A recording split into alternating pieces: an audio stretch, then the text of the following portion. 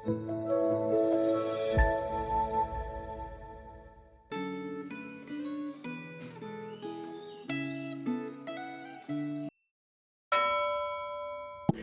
jemaat yang dikasihi Tuhan. Hari ini kita akan belajar firman Tuhan dengan tema Allah memegang kendali di tanah asing. Sebelum kita merenungkan firman Tuhan, mari kita berdoa. Ya Tuhan, pimpin dan sertailah perenungan kami, agar kami dapat lebih memahami apa yang menjadi kehendak-Mu dalam hidup ini. Dalam nama Tuhan Yesus kami berdoa. Amin. Firman Tuhan hari ini diambil dari Daniel pasal 1. Saya akan membacakan ayat 1-9. Pada tahun ketiga pemerintahan Yoyakim, Raja Yehuda, datanglah Nebukadnezar, Raja Babel, ke Yerusalem dan mengepung kota itu. Tuhan menyerahkan Yoyakim, Raja Yehuda, dan sebagian dari perlengkapan rumah Allah ke dalam tangannya. Ia membawa semuanya itu ke tanah Sinear, ke rumah dewanya. Perlengkapan-perlengkapan itu ditaruhnya di dalam perbendaharaan dewanya. Raja bertitah kepada Aspenas, kepala istananya, untuk membawa beberapa orang Israel yang berasal dari keturunan raja dan kaum bangsawan. Mereka itu orang-orang muda yang tanpa cacat, berperawakan bagus, memahami berbagai hikmat, berpengetahuan banyak, mempunyai pengertian tentang ilmu, dan cakap untuk bekerja dalam istana raja. Mereka akan diajar sastra dan bahasa orang Kasdim. Raja menetapkan bagi mereka jatah setiap hari dari santapan raja dan dari anggur yang biasa diminumnya. Mereka harus dididik selama 3 tahun, dan sesudah itu mereka harus bekerja bagi raja. Di antara mereka itu ada Daniel, Hananya, Misael, dan Asaria dari Bani Yehuda. Pemimpin pegawai istana itu memberi nama lain kepada mereka. Daniel dinamainya Belsasar, Hananya dinamainya Sadrak, Misael dinamainya Mesak, dan Asaria dinamainya Abednego. Daniel bertekad untuk tidak menajiskan dirinya dengan santapan raja dan dengan anggur yang biasa diminum raja. Ia pun meminta kepada pemimpin pegawai istana agar diizinkan untuk tidak menajiskan dirinya. Daniel dikaruniai Allah kasih sayang dan kemurahan hati dari pemimpin pegawai istana itu.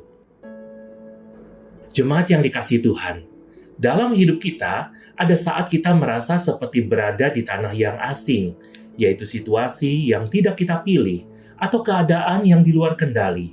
Misalnya, pekerjaan berubah, keluarga terguncang, kesehatan menurun, rencana masa depan runtuh, bahkan iman terasa rapuh. Tak jarang muncul pertanyaan, di mana Allah dalam kondisi seperti ini? Kitab Daniel mengajar kita untuk melihat kedaulatan Allah, bukan hanya melalui mujizat besar, tetapi juga melalui detail kecil yang tampak sepele. Hal-hal yang tidak kita sadari, yang ternyata dipenuhi oleh kehadiran Allah. Bacaan Alkitab hari ini membuka tabir seperti itu. Di balik kekalahan, pembuangan, dan tekanan budaya, Allah bekerja secara diam-diam tetapi pasti. Daniel 1 dimulai dengan pemaparan yang mengejutkan, yaitu bahwa Tuhan menyerahkan Yoyakim, Raja Yehuda, dan sebagian dari perlengkapan rumah Allah ke dalam tangan Raja Nebukadnezar. Pemaparan itu memperlihatkan bahwa kejatuhan Yerusalem bukan bukti kelemahan Allah, tetapi kendali Allah. Dari sisi manusia, Babel menang.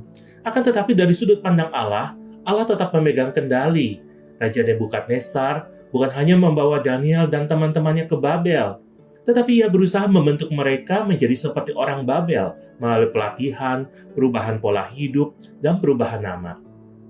Usaha-usaha ini bisa disebut sebagai The Babylonian Brainwashing Program, atau program yang bertujuan membuat Daniel meninggalkan identitasnya sebagai umat Allah.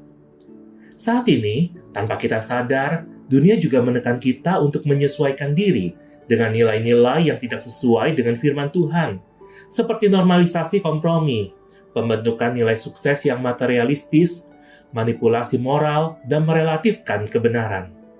Namun bacaan Alkitab hari ini menunjukkan satu kebenaran penting, yaitu walaupun dunia berusaha mengubah kita, Allah tetap memegang kendali atas diri kita. Ayat paling terkenal dalam pasal ini adalah Daniel bertekad untuk tidak menajiskan dirinya di ayat ke-8. Kemenangan iman bukan terjadi di medan perang, tetapi di ruang makan. Peristiwa ini bukan heroisme besar, Tidak ada singa, tidak ada api, tidak ada mujizat spektakuler. Namun kisah ini mengajarkan tentang kesetiaan Allah yang sering dimulai dari hal-hal kecil yang tampak tidak penting. Ketika Daniel mengambil langkah kecil di atas, Alkitab mencatat bahwa Allah bekerja dalam diam. Daniel dikaruniai Allah kasih sayang dan kemurahan hati dari pemimpin pegawai istana itu. Ketika Anda berada di situasi yang sulit atau di luar kendali, apakah Anda sungguh-sungguh percaya bahwa Allah tetap bekerja? Mari kita berdoa.